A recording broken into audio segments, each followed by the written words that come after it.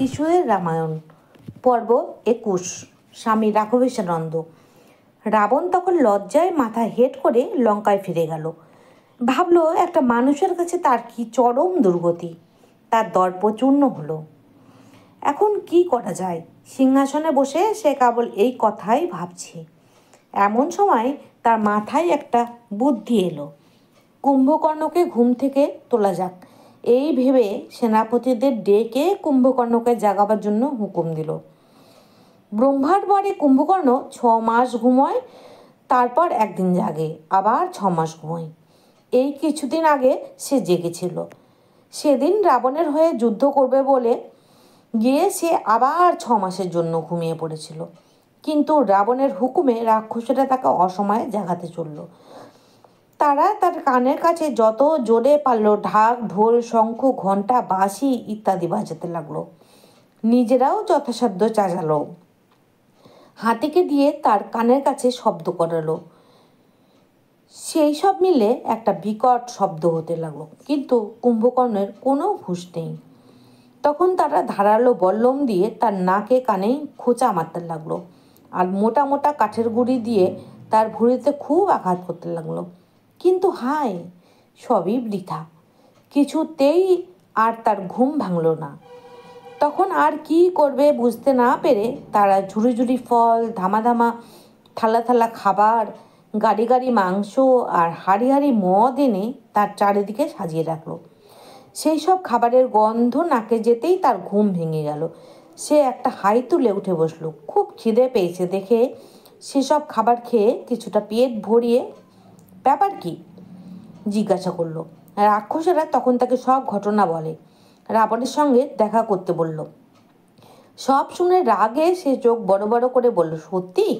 তাহলে আগেই আমি রাম লক্ষ্মণকে মেরে আসি, তারপর দাদার সঙ্গে দেখা করব। কিন্তু রাক্ষসেরা রাবণের হুকুম মতো বারবার তাকে রাবণের সঙ্গে দেখা করে যুদ্ধে যেতে বলল। তখন সে রাবণের সঙ্গে দেখা করতে চলল। তাকে আসতে দেখে রাবণ আনন্দে সিংহাসন থেকে নেমে এসে তাকে জড়িয়ে ধরে বলল, ভাই, বড় বিপদ। রাম লক্ষ্মণকে মেরে আমাদের এই বিপদ থেকে রক্ষা করো। কুম্ভকর্ণ উত্তর দিল, দাদা, আমি থাকতে তোমার কোনো ভয় নেই। আমি এক্ষুনি গিয়ে সেই ছোড়া দুটোকে জমঘরে পাঠিয়ে দিয়ে আসছি। এই বলে সে কয়েকজন সেনাপতিকে সঙ্গে নিয়ে ভীষণ গর্জন করতে করতে যুদ্ধ করতে গেল। পাহাড়ের মতো বিকট একটা রাক্ষস তাদের দিকে এগিয়ে আসতে দেখে ভয়ে বানরেরা দৌড়ে পালিয়ে গিয়ে একটা পাহাড়ের উপর উঠে পড়ল। অঙ্গদ অনেক চেষ্টা করে তাদের ফিরিয়ে এনে কুম্ভকর্ণকে আক্রমণ করলো। বড় বড় গাছ, পাথর তার দিকে ছুঁড়ে মারল, কিন্তু সেগুলো কুম্ভকর্ণর গায়ে লেগে গুঁড়ো হয়ে মাটিতে পড়ে যেতে লাগলো, আর সে তাদের দিকে তেড়ে আসতে লাগলো। সেই দেখে বানরেরা যে যেদিকে পারলো পালিয়ে গিয়ে নিজেদের প্রাণ বাঁচালো। হনুমান তাদের আবার ফিরিয়ে এনে কুম্ভকর্ণের ওপর আক্রমণ করলো এবং সে একটা গদা ছুঁড়ে সজোরে তার বুকে আঘাত করলো। ফলে তার বুক থেকে রক্ত বেরোতে লাগলো। কিন্তু সে তো মোটেই গ্রাহ্য না করে হনুমানকে বল্লম ছুঁড়ে মারল। সেটা এসে হনুমানের গায়ে বিঁধে গেল আর খুব রক্ত বেরোতে লাগলো। তখন নল এবং অন্য বানররা একসঙ্গে তাকে আক্রমণ করলো। সকলে তার পাহাড়ের মতো দেহটার নানা অংশ ধরে ঝুলতে লাগলো, আর তাকে কেউ কামড়াতে লাগলো, কেউ নখ দিয়ে আঁচড়াতে লাগলো, আবার কেউ কেউ কিল ঘুষি মারতে লাগলো। তাতে সে বিরক্ত হয়ে কয়েকটাকে ছুঁড়ে ফেলে দিল, আর বাকিগুলোকে মুঠো মুঠো করে ধরে মুখের মধ্যে দিয়ে গিলে ফেলতে লাগলো। সেই বানরেরা হজম হওয়ার আগেই তার পেট থেকে নাক কান দিয়ে বেরিয়ে পালিয়ে গেল। তারপর লক্ষ্মণ এবং অন্য সকলের আক্রমণকে গ্রাহ্য না করে কুম্ভকর্ণ রামের দিকে দৌড়ালো। তখন রাম ও কুম্ভকর্ণের মধ্যে ভয়ানক যুদ্ধ শুরু হলো। সাধারণ তার কিছুই হচ্ছে না দেখে রাম বায়ুবাণ ছুঁড়ে তার হাত দুটো কেটে ফেললেন, কিন্তু তাতেও সে তার দিকে দৌড়ে আসতে দেখে অর্ধচন্দ্রম্রাণ মেরে তার পা দুটোকে কেটে দিলেন। তবুও তার হাত পা কাটা দেহটা রামকে গিলবার জন্য মুখটাকে বিশাল হা করে। এদিকে রাবণ কুম্ভকর্ণের মৃত্যু সংবাদ পেয়ে অজ্ঞান হয়ে গেল। জ্ঞান ফিরলে ভাইয়ের জন্য খুব হা হুতাশ করতে লাগলো। তাকে দুঃখ করতে দেখে ইন্দ্রজিৎ বলল, বাবা, আমি থাকতে তোমার দুঃখ কিসের? আমি যতক্ষণ বেঁচে আছি ততক্ষণ তোমার হতাশ হওয়ার বা ভয় পাওয়ার কোনো কারণ নেই। ধরে নাও আমার হাতে রাম লক্ষ্মণ মারা গিয়েছে। এই বলে সে অস্ত্র নিয়ে রথে চড়ে যুদ্ধ করতে গেল। মেঘের আড়ালে অদৃশ্য হয়ে সে অজস্র বাণ মারতে লাগলো। রাম, লক্ষ্মণ ও বানরেরা সকলে তাকে মেরে ফেলার অনেক চেষ্টা করলেন, কিন্তু তাকে দেখতে না পেয়ে কিছুই করতে পারলেন না। তারপর সে সেখান থেকে ব্রহ্মাস্ত্র ছুটে রাম, লক্ষ্মণ সহ সমস্ত বানর সৈন্যদের অজ্ঞান করে দিল। কেবল ব্রহ্মার পরে হনুমানের কিছু হলো না, আর বিভীষণ রাক্ষস হওয়ায় তারও কিছু হলো না। কিন্তু কে কোথায় পড়ে আছে তা কেউ জানে না।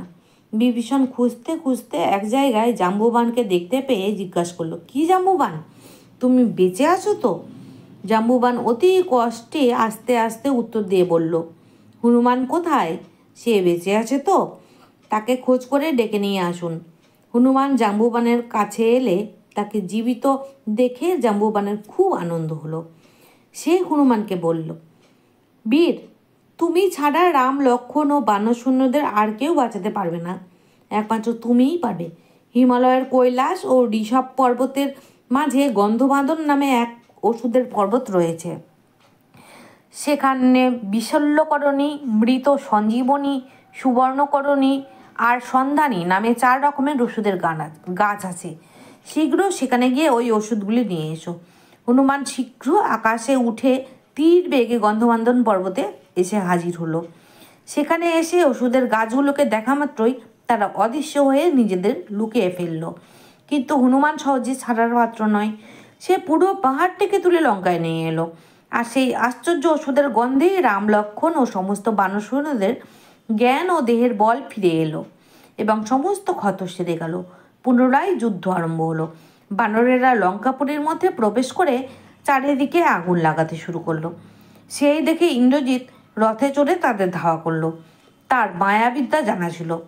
সেই বিদ্যার সাহায্যে ঠিক সীতার মতো দেখতে একটা মায়া সীতা তৈরি করে বানরদের সামনে নিয়ে এলো। তারপর তার চুলের মুঠি ধরে গলাটা কেটে দিল। তাই দেখে বানরেরা কাঁদতে কাঁদতে গিয়ে রামকে সেই খবর দিল।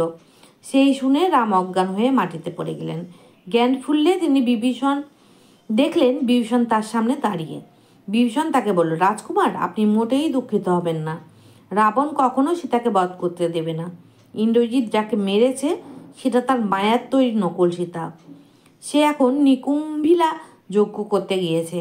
পাছে বানরেরা সেই কাজে তাকে বাধা দেয়, সেই জন্য সে ওই কাজ করে সকলকে ভুলিয়ে রেখে গিয়েছে। সেই যজ্ঞ একবার সম্পন্ন করতে পারলে সে অজেয় হয়ে যাবে। তাই এখনই লক্ষ্মণকে সেই যজ্ঞ পণ্ড করে দেওয়ার জন্য আমার সঙ্গে পাঠান। রাম সেই কথায় লক্ষ্মণকে বিভীষণ ও হনুমানের সঙ্গে সেখানে পাঠালেন। শীঘ্রই ইন্দ্রজিতের যজ্ঞশালায় পৌঁছে গিয়ে তার সেই যজ্ঞ শেষ করার আগেই লক্ষ্মণ তাকে ভীষণভাবে আক্রমণ করলেন।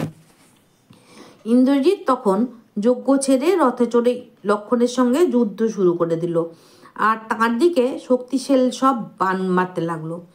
আর লক্ষ্মণও হনুমানের কাঁধে চড়ে তীক্ষ্ণ স্বর দিয়ে সেসব বাণ কেটে ফেলতে লাগলেন। দুজন রাজকুমারী প্রায় সমান বীর। অনেকক্ষণ ধরে ভয়ানক যুদ্ধ হতে লাগলো। শেষে লক্ষ্মণ ইন্দ্রজিতের দিকে সজোরে ইন্দ্রাস্ত্র ছুড়লেন, আর সঙ্গে সঙ্গে ইন্দ্রজিতের মাথাটা কেটে একেবারে দুখানা হয়ে মাটিতে পড়ে গেল।